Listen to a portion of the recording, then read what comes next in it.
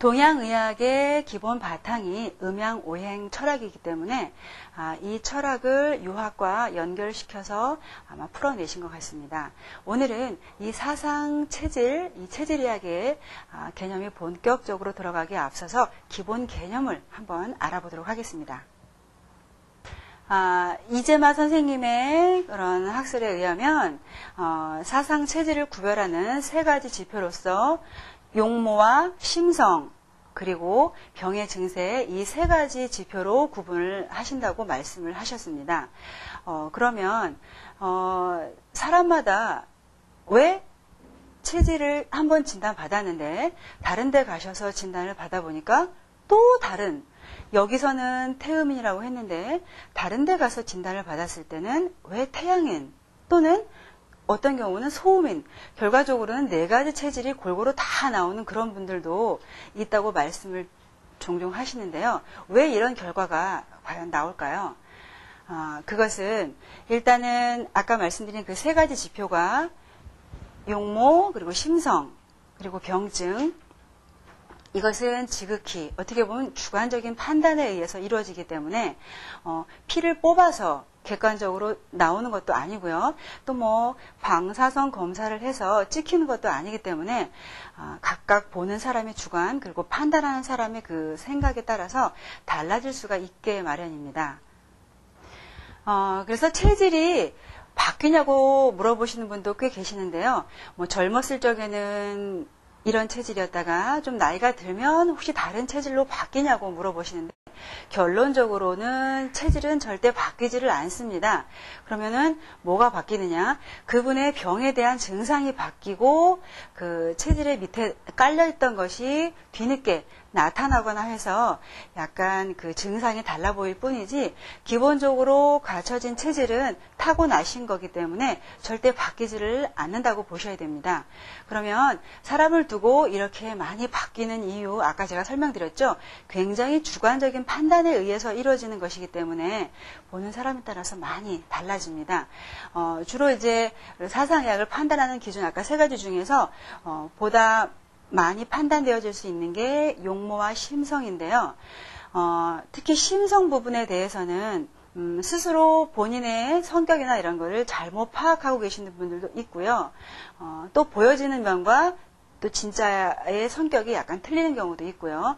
예를 들면 이렇게 볼 수가 있습니다. 우리가 객관적으로 보기에도 고집이 굉장히 세신 분한테 한번 물어보시면 본인이 고집이 세다고 느끼십니까? 라고 했을 때는 전혀 다른 말이 나옵니다. 고집이 세지 않다. 누가 보기에도 고집이 세신데 그분 스스로는 그렇게 생각을 하지 않고 있다는 말씀이죠. 그래서 우리가 어떤 심성으로 판단할 때도 굉장히 애로사항이 많습니다. 그래서 그나마 용모 같은 경우는 우리가 체형, 체격 이런 거를 참조하기 때문에 심성보다는 조금 더 판단하기 좀 쉬울 수가 있고요. 병증 같은 게 오히려 딱딱 드러나는 거기 때문에 그래도 이 의사분들이 판단하기에는 좀 더 쉬운 지표가 될 수 있습니다. 사상체질은 아시다시피 네 가지 체질로 나눠집니다. 태양인, 소양인, 그리고 소음인, 태음인. 크게 나눠보면 두 가지에는 양이 들어가고 나머지 두 가지에는 음이 들어가죠. 두 가지로 크게 나누어 본다면 음과 양으로 구별을 할 수가 있습니다. 그러면 우리가 그러면은 이 두 가지로 크게 분류를 해봤을 때 양으로 분류가 된다 그러면 음에 대한 이미지 그리고 양에 대한 이미지를 떠올려 보시면 사상 체질에 대한 그 이해가 훨씬 쉽게 되실 수가 있는데요. 먼저 우리가 음과 양의 개념을 잡아보도록 할게요.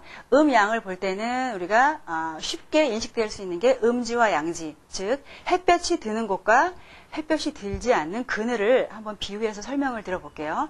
음지를 봤을 때는 왠지 춥고 그 다음에 가라앉아 있고 퍼지지 못하고 이런 마이너스적인 그런 에너지가 느껴지는 반면에 양지를 떠올려 봤을 때는 굉장히 따뜻하고 환하고 그리고 위로 올라가는 그런 기운, 상승하는 에너지를 느낄 수가 있는데요. 이렇게 보았을 때 우리가 이거를 사상에 대입을 해볼 수가 있습니다. 그러면 양에 해당하는 태양인 소양인은 성격적으로도 음에 비해서는 양지의 성격을 띠기 때문에 음인에 비해서는 보다 활발하고 그리고 매사에 적극적인 그런 모습을 보여줄 수가 있고요. 또 음인에 해당하는 소음인과 태음인은 양인에 비해서는 약간 소극적이고 또 약간 좀 침울할 수가 있고요. 내성적인 그런 측면을 보일 수가 있습니다. 우리가 용모 면에서도 이 양에 해당하는 것은 하늘에 가깝기 때문에 그러니까 양인, 태양인, 소양인은 아까 제가 양에 해당한다고 했잖아요. 그래서 양에 가까운 이 상체는 이 하늘에 가깝기 때문에 양의 개념으로 볼 수가 있거든요. 배꼽 이상의 부분이 하체보다는 훨씬 더 발달해 있으시고요. 태음인, 소음인, 음에 해당하는 이 음인들은 땅에 가까운 이 배꼽 이하의 부분이 보다 발달해서 즉 상체보다는 하체가 많이 발달한 옷 사이즈로 봤을 때 상체는 4사고 밑에 배꼽 이하로는 66 사이즈 이런 경우가 발생할 수 있는 게 음인에 해당한다고 볼 수가 있습니다. 이제 음과 양에 대해서 개념이 좀 정리가 되셨나 모르겠습니다. 그래서 일단은 음과 양을 크게 두 부로 나누고 거기서 또 갈라지는 게 양, 태양, 소양, 또 태음, 소음 이렇게 네 가지로 나뉘어지게 됩니다. 자, 이제 음과 양에 대한 이미지가 머릿속에 잘 그려지시나요? 사상 체질로 가기 위한 우리가 첫걸음을 떼었다고 볼 수가 있는데요. 다음 시간에는 보다 좀 자세하고 또 재미있게 알아보도록 하겠습니다.